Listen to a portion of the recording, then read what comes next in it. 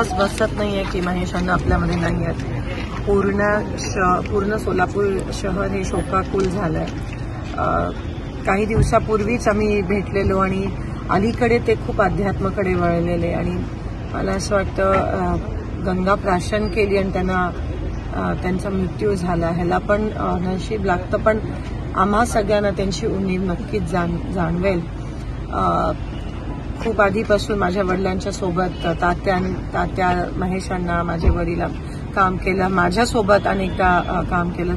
सोलापूरचे महापौर म्हणून काम, राजकारणात सगळ्यांसोबत एक चांगलं हसतमुख असं असणारं त्यांचं व्यक्तिमत्व.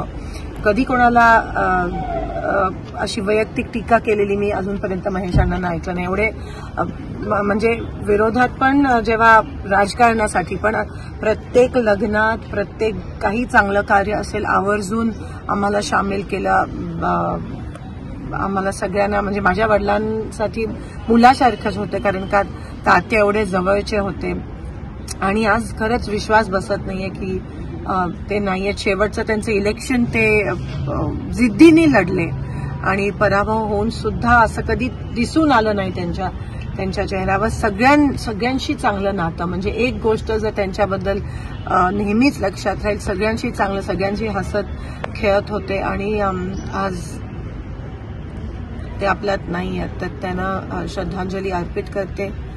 त्यांची पत्नी, त्यांच्या मुली, त्यांची मुलं, त्यांच्यासोबत आम्ही नेहमीच आहोत आणि त्यांना त्यांच्या आत्मेत शांती मिळो अशी मी ईश्वर चरणी प्रार्थना करते. पण जी पोकळी त्यांच्यामुळे निर्माण झाली आहे सोलापूरच्या राजकारणात, ती कधी कोणी भरू शकत.